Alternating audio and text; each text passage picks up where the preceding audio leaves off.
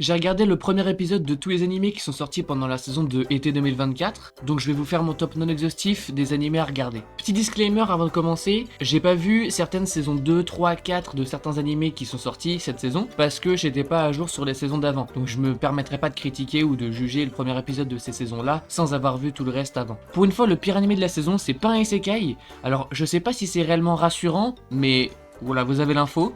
Numéro 37, 50 nuances de gras. On a atteint des sommets en nullité. L'anime n'a aucun intérêt de base, toute la trame narrative n'a aucun sens. Quel est l'intérêt de ramener une elfe d'un autre monde juste pour lui faire du sport? Qui plus est, la moitié de l'épisode c'est juste une vidéo d'entraînement que tu trouves en 5 secondes chrono sur YouTube. Donc ne me sortez pas l'argument de oui mais c'est utile. Non. Info bonus, vous le prenez pas, le studio qui a fait cet anime n'a fait qu'une seule autre production, et vous vous demandez sûrement qu'est-ce que c'est c'est un hentai. Donc voilà, next. Numéro 36, A Nobody's Way Up to an Exploration Level. La définition de bof. C'est un anime d'exploration de donjons hyper classique. En plus d'être pas ouf visuellement, c'est un diaporama d'images. Et en plus, on doit scoltiner des lolis H24. Franchement, y a rien à regarder. En voyant le premier épisode, tu sais déjà où est-ce que ça va aller. Ça renouvelle rien en termes d'idées. Et en plus, les idées utilisées sont bâclées. Non, franchement, je vous conseille vraiment pas d'aller voir ça, vous perdrez votre temps, alors que vous pourriez découvrir des animés incroyables dont personne n'a entendu parler. Numéro 35, VTubers Legend. À dissocier de la réalité. Cet épisode était cringeant à souhait. C'était dur de regarder tout l'épisode, tout est assez mid en termes de production, honnêtement ça vend pas du rêve.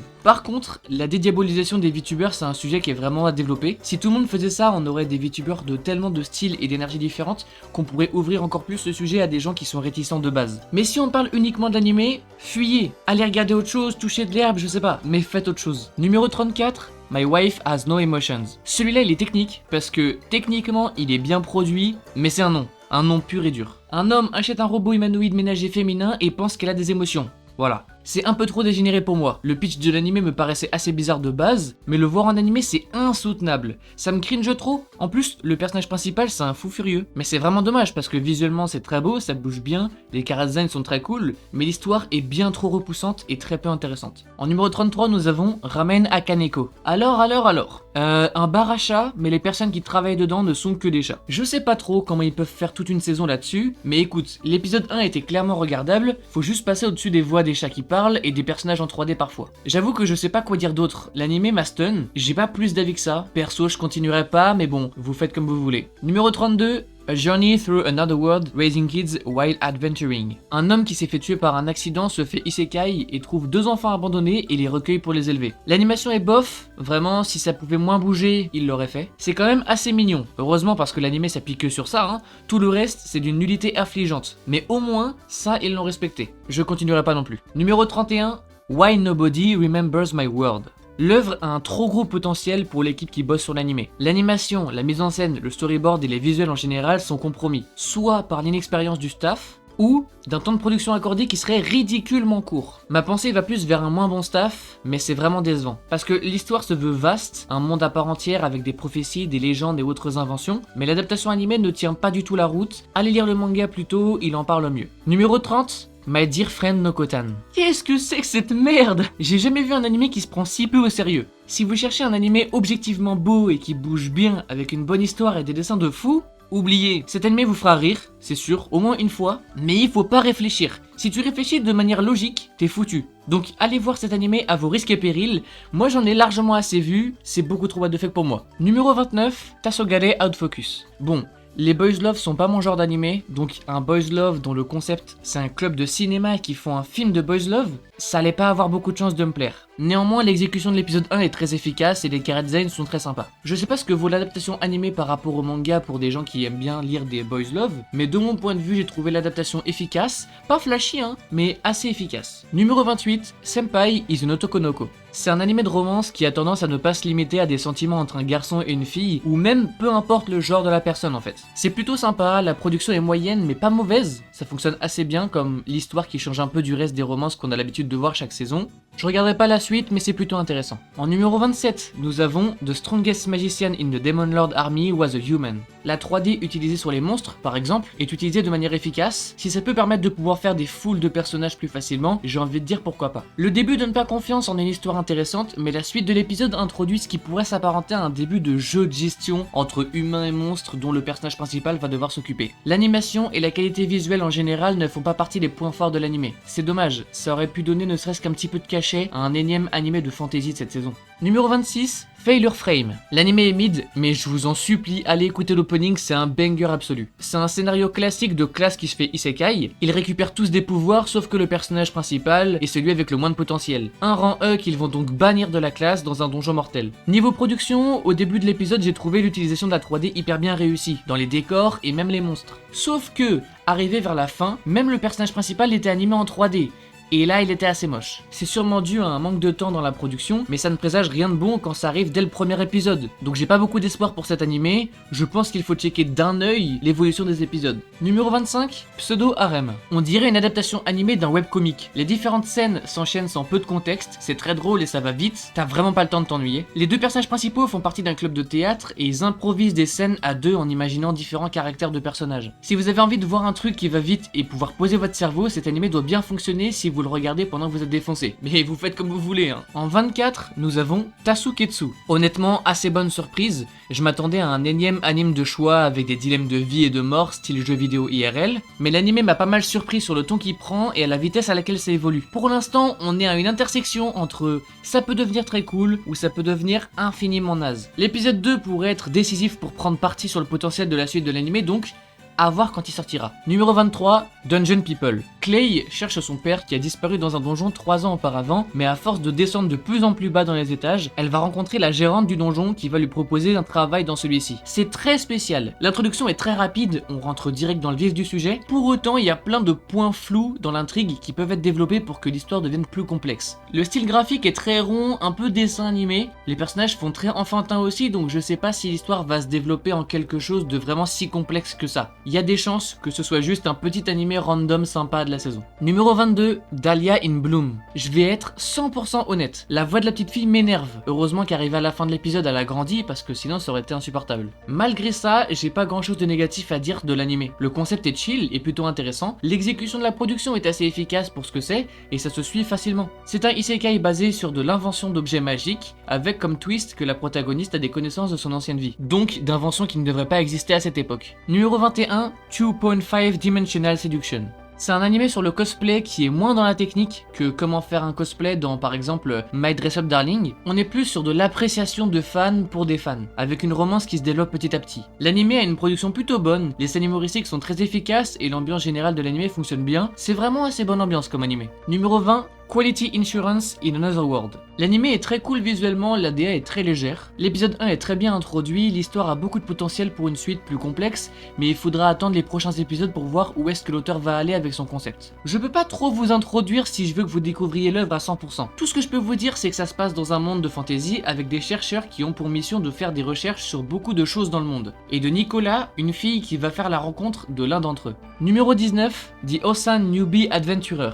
C'est quoi cet opening qui date d'avant les années 2000 ? L'anime a une très bonne ambiance, c'est assez marrant et vraiment pas prise de tête. Peut-être que les quiproquos du personnage principal surcheaté qui pense qu'il est nul vont devenir un peu saoulants à la longue, mais en soi dans l'épisode 1 c'est pas insoutenable. Niveau qualité c'est pas si mal. Vous attendez pas à l'animation du siècle, hein, mais ça a pas l'air dégueu pour un animé de fantasy aussi classique que celui-ci. Numéro 18, Sakuna of Rice and Ruin. On va continuer dans l'honnêteté, je me suis fait chier. C'est probablement unique à moi, mais le fait qu'on commence dans un monde de divinité avec plein de dieux millénaires en loli, sans compter les 4 gosses qui suivent un grand personnage, j'ai l'impression de voir une garderie plutôt qu'un lieu où vivent des dieux genre. A l'inverse, on ne peut pas nier la qualité de l'épisode. Tous les personnages bougent de ouf, les chara-design des personnages sont très simples, mais donc plus faciles à animer, ça c'est stylé. Après j'ai du mal à m'attacher aux personnages. Je saurais pas dire pourquoi, j'ai pas encore la réponse. Donc perso je continuerai pas, mais à l'inverse de pas mal d'autres animés, celui-là je peux vous le conseiller, il peut être cool. Numéro 17, Mayonaka Punch. Un groupe de 3 filles qui font des vidéos sur YouTube se séparent car l'une d'entre elles est focalisée que sur les stats, ce qui ne plaît pas aux deux autres. Elle va donc essayer de trouver quelqu'un qui accepterait de travailler avec elle après son drama. C'est étonnamment hyper bien animé, je m'attendais pas à ce que ce soit aussi bien produit.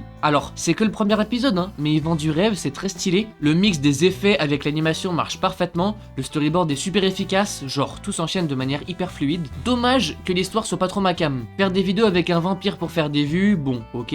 Et la protagoniste, j'aime pas son caractère. Elle est obligée d'être une connasse avant de se rendre compte des choses et de se repentir. Ce qui est toujours pas arrivé dans l'épisode 1, donc ça risque d'être très long. Numéro 16, Atri, My Dear Moment. Un robot humanoïde nommé Atri veut devenir la jambe du petit-fils de son créateur. Il l'a perdu pendant une tragédie qui l'a rendu handicapé, obligé de porter une prothèse à celle-ci. Dans le premier épisode, on se focalise sur le besoin d'argent du personnage principal pour qu'il puisse s'acheter une meilleure prothèse que la daube qu'il a en ce moment. J'ai pas trop d'avis sur l'histoire, ça peut devenir très bien ou non. C'est un ovni où on peut pas vraiment savoir à 100% ce que ça va donner, sans lire le manga bien sûr. La production n'a rien de flashy, mais c'est pas nul, donc c'est déjà ça. Ça introduit une histoire intrigante, mais je pense pas assez pour que je veuille continuer personnellement. En 15, nous avons Nanare Hananare. Cet animé parle de passion, surtout de sport pour l'instant, principalement proche de la gymnastique artistique comme le parcours par exemple dans le premier épisode. Visuellement ça bouge plutôt bien, l'animation des mouvements des personnages sont très bien retranscrits, je suis juste un peu déçu de la performance de gym artistique en 3D au début, mais je comprends.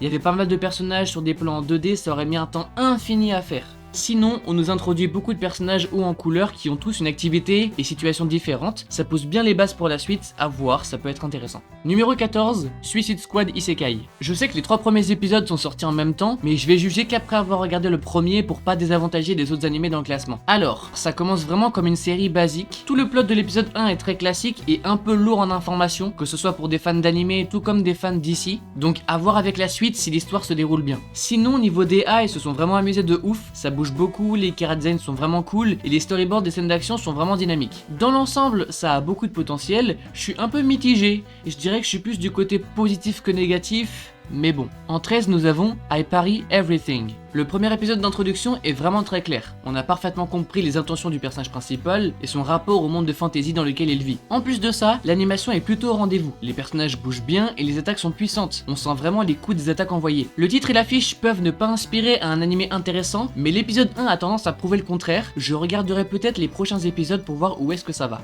Numéro 12, Bye Bye Earth. C'est une aventure qui commence et qui a pas mal de potentiel. Je peux pas vous résumer l'épisode 1 pour vous donner envie de regarder puisqu'il y a encore énormément de mystères non résolus et un résumé de ce qui est sûr serait inintéressant. Donc allez voir l'épisode 1, faites-vous votre propre avis, j'irai peut-être voir l'épisode 2 moi aussi parce que ça m'intrigue. Même la production est plutôt efficace, le monde est très beau, les chara-designs sont très sympas et le storyboard couplé à l'animation fait un job vraiment cool à faire honneur à l'œuvre. Numéro 11, Days with My Stepsister.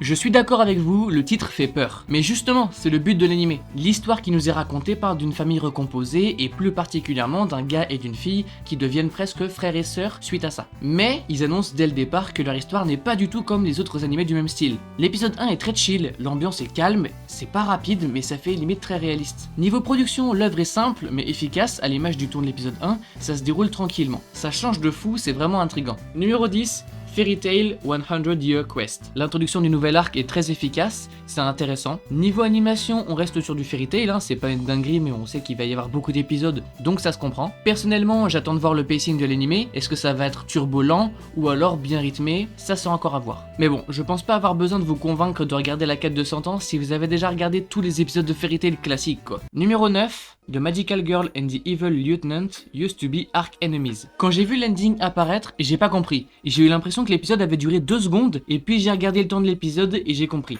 C'est un animé qui peut se résumer à son titre, et chaque épisode dure une douzaine de minutes. Les visuels sont magnifiques, toute la DA a été perfectionnée jusqu'à des ambiances de lumière qui sont très chaleureuses. Honnêtement, même si l'histoire est très classique, je pense pas que l'œuvre soit obligatoirement mauvaise. J'ai apprécié ce premier épisode, donc faut voir comment évoluera la suite. Numéro 8, Love is Indivisible by Twins. Super romance qui pose des problématiques de confiance en soi et de mérite, entre deux sœurs jumelles qui aiment la même personne, un ami d'enfance à eux deux. J'avais peur que l'animé prenne la route simple, l'histoire cliché avec beaucoup d'humour et de fanservice mal placé, mais ça a pas l'air d'être le cas. On rentre vraiment dans la réflexion des personnages et ils ne sont pas ouvertement débiles, ils se remettent en question, prennent en considération les autres, donc c'est très satisfaisant à regarder. La production a fait un très bon travail, la qualité visuelle n'éclipse pas l'histoire, c'est plutôt chill, ça se déroule lentement mais sûrement. Ça fait du bien de voir ce genre d'œuvre dans l'animation. En numéro 7, nous avons How to Become Ordinary. Ça n'a rien à voir avec ce que j'aurais pu penser regarder en vue du titre. Et je suis agréablement surpris. C'est très cool à regarder, les personnages sont très sympas, l'animation est clairement au point, c'est très cool, même globalement visuellement c'est plus propre que 90% des animés de cette saison. C'est l'histoire de deux amis qui se sont promis de vivre la vie la plus normale possible pour n'avoir aucun souci. Le pitch tisse pas une histoire grandiose en événement et c'est pas ce que vous verrez, en tout cas pas dans l'épisode 1. Mais faites-moi confiance, je sais reconnaître un animé qui a du potentiel quand j'en vois un,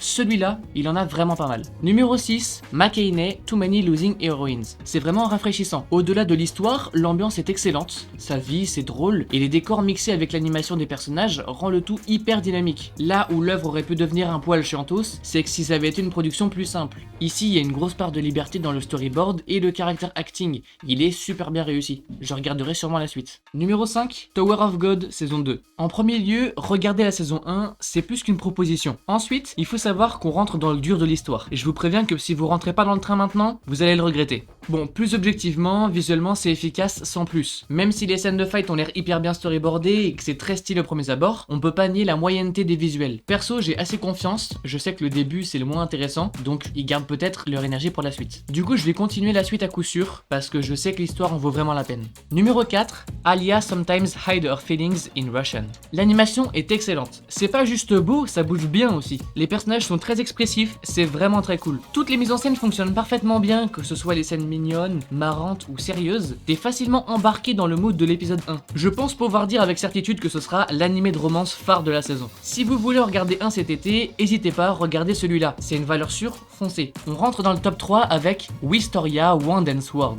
Vous voulez voir de l'animation? Ne cherchez plus, cet animé est pour vous. On est sur un concentré de flow, c'est stylé à ne plus vouloir cligner des yeux. Le concept est assez classique avec un personnage principal sans pouvoir dans un monde régi par la magie. Les visuels sont extraordinaires, les décors sont tellement beaux et le travail de storyboard hyper travaillé, les plans sont tous réfléchis, il y en a aucun qui est là pour rien. J'espère juste qu'ils ont pas tout donné dans l'épisode 1 et qu'ils vont garder cette qualité sur le long terme. Et en deuxième place, nous avons Oshinoko saison 2. L'épisode 1 est excellent, l'intrigue est vraiment très claire et on n'est pas perdu entre les personnages et ceux qui doivent incarner. La production est toujours aussi créative dans les mises en scène, comme les jeux de couleurs, les différents plans de caméra par exemple. L'animation d'acting des personnages est parfait, on ressent vraiment bien les émotions, ils sont toujours aussi intéressants et ont tous leurs propres objectifs. Ça promet d'être une magnifique suite pour cette deuxième saison. Et en première place, nous avons The Elusive Samurai. Incroyable! C'est exactement ce genre de style d'animation que j'adore. Un style libre, mais qui suit parfaitement le chara design des personnages, une liberté artistique qui permet que même les animations de course deviennent beaucoup plus vivantes que dans 99% des animés